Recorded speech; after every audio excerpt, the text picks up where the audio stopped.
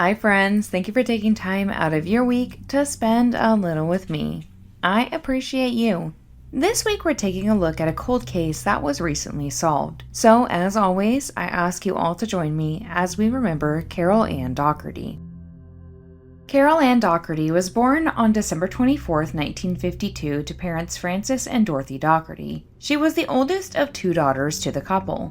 Carol was a 5th grade student at St. Mark's Catholic School where she excelled in her studies. She was kind and devout to her religion of Catholicism. Carol loved to read, especially mysteries for children. She was described by her family as a happy-go-lucky girl. On October 22, 1962, Carol left her home in Bristol, Pennsylvania, with plans to return a few books to the Bristol Free Library. She promised to be home by dinner time. Carol had 2 books from her favorite mystery series and was looking forward to getting the next installment. On her way, she stopped at Tommy's on Farragut Avenue for a treat, purchasing both a Coke and a piece of penny candy. After her stop at Tommy's, Carol traveled down Lincoln Avenue, where she stopped at St. Mark's Church. The nuns at St. Mark's Catholic School encouraged students to stop in the church to pray, and Carol often did so. Carol parked her bike outside of the church and entered. As the day carried on, her parents started to grow worried, and when Carol didn't return by 4:30, panic ensued. Her parents followed Carol's path, searching for her. Her father headed toward the church where he was met with a comforting sign. Carol's bike was parked outside. Francis stopped inside of the church to check on his daughter. Initially, he didn't see her, but just after 6 p.m., he made an unexpected discovery. On the landing leading up to the choir loft was the partially clothed body of Carol. When police arrived to the scene, it was discovered that Carol had been assaulted and strangled with a ligature. They also discovered a sock in her mouth, which they believed was used to muffle her cries. They determined her time of death to be around 3:30 p.m. At the scene, investigators also discovered Lucky Strike cigarette butts and strands of pubic hair in Carol's left hand. The initial investigation was handled jointly by the Bristol Police and the Pennsylvania State Police. From the start, they didn't have much to go off of, but landed on a handful of suspects who were further investigated. Frank Zucchero, who was a local handyman, was given the nickname of the town drunk. Frank was allegedly seen near the church at the time of Carol's murder. Frank, who was 60 at the time, was questioned by police, and initially he confessed. However, he was released after it was discovered that Frank made the statements under duress. He was questioned by 8 different offices over the course of several days. He was found to be unreliable and was eventually removed from the suspect list. Next was the priest at St. Mark's, Joseph Sabadish. During questioning, Joseph provided an alibi which police later determined to be false. Joseph, who was 44, became a suspect when he lied to investigators about his whereabouts at the time of Carol's murder. As it turned out, Joseph was actually in another town, where he was purchasing lingerie for a married woman he was romantically interested in. He admitted he lied because of the nature of his errands. After confirming his purchase with the store clerk, Joseph was also removed from their suspect list.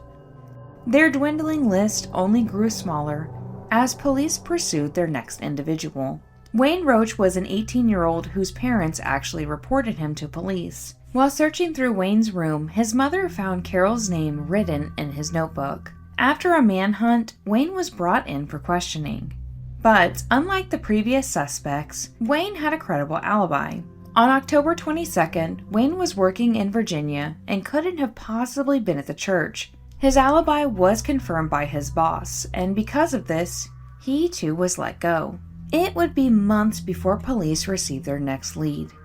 In January of 1963, a neighbor tipped off something they found to be suspicious. A 24-year-old man named William Schrader lived near the church at the time of Carol's murder.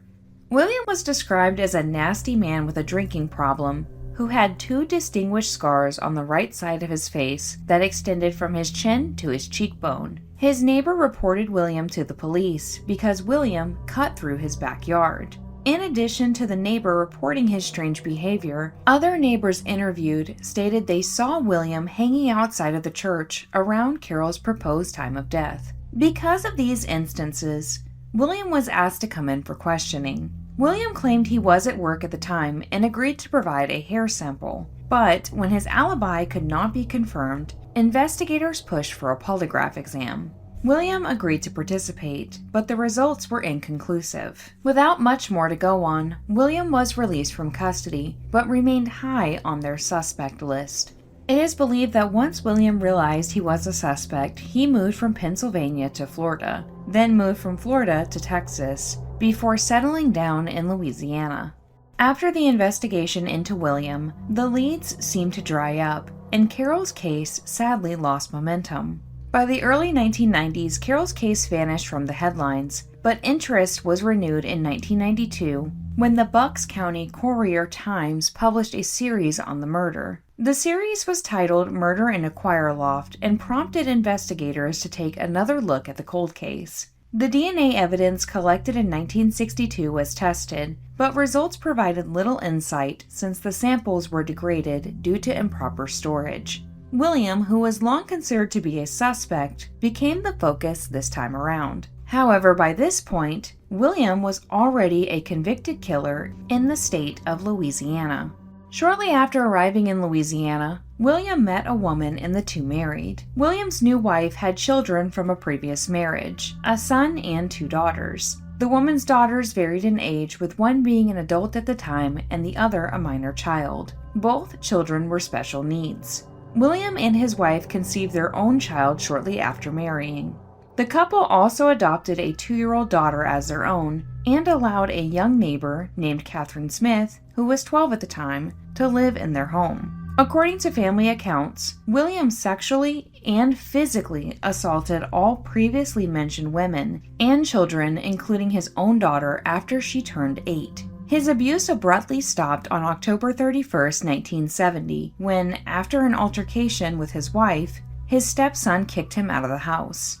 While William gathered his things, he threatened his family that he would be back and he was going to burn the house down. And William kept his promise. He returned later that night and set fire to the home. Everyone escaped except for Catherine Smith and the couple's adopted daughter. Catherine, who kept her door locked to bar William from entering, couldn't escape the blaze. So instead, she protected the 2-year-old child with her body. Catherine Smith died, but saved the child by her actions. William was not arrested or convicted of the crime until 1985, when his family confessed to police what he'd done. For the death of Catherine Smith, William was sentenced to 21 years in Angola prison. After William was penned as the primary suspect in Carol's murder, he was extradited from Louisiana. Again, he was questioned and given a polygraph exam, where this time, he showed deception when asked if he killed Carol. In 1994, a grand jury convened to discuss 2 suspects, Joseph Sabadish and William Schrader. Both men were brought before the grand jury. Joseph testified, as did Carol's father, but William invoked his Fifth Amendment right to not self-incriminate. Both suspects were released and not indicted on the murder of Carol. William returned to Louisiana, and Carol's case again was shelved. Carol's murder, often referred to as the Bristol murder, was among Pennsylvania's oldest cold cases. It remained unsolved for decades, but not for a lack of trying. Over the last few years, as the case was reinvestigated, new information came to light.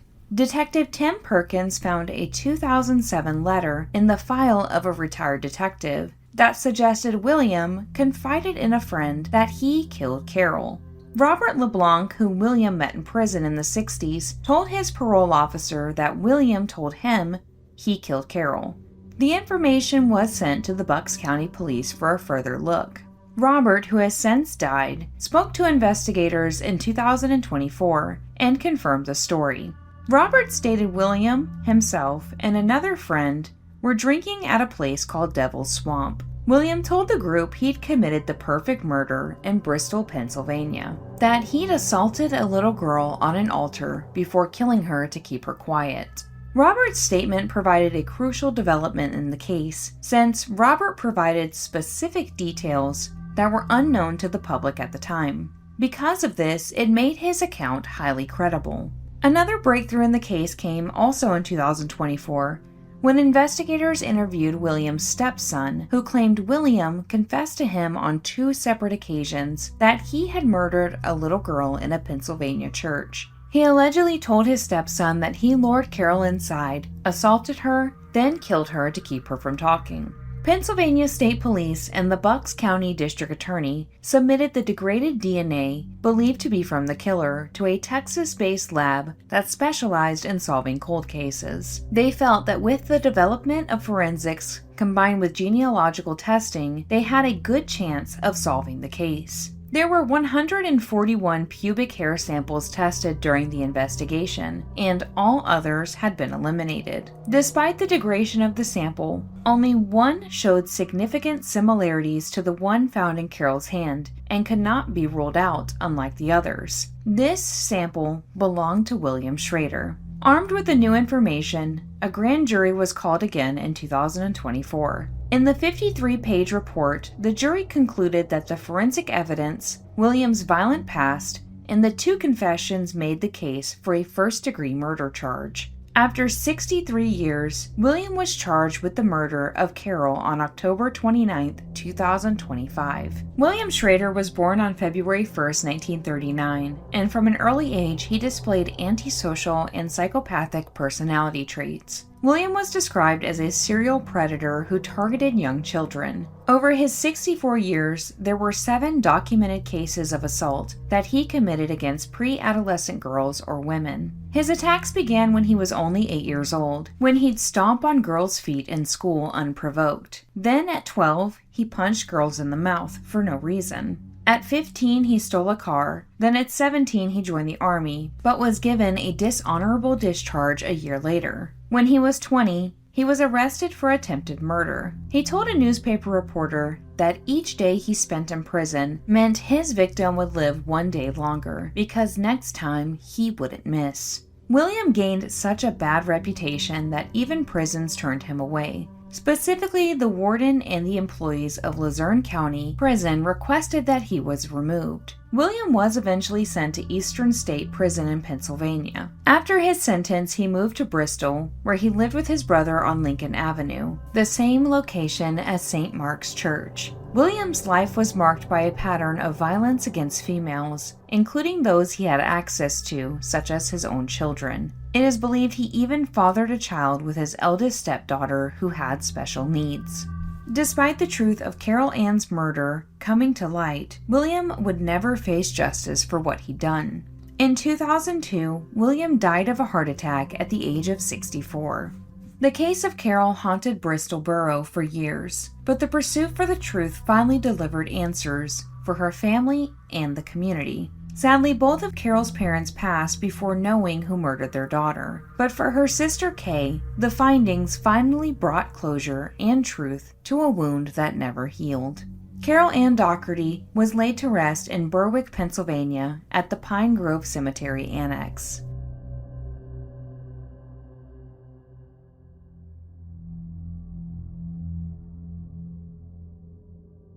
Hi friends, if you made it this far, thank you so much for watching. As always, I'm interested in hearing your thoughts, so leave them below and we can chat about this case. If you found this to be informative, consider giving the video a thumbs up to let YouTube know you want more from me. And lastly, if you're not subscribed yet, you should, because we would love to have you under the ash tree.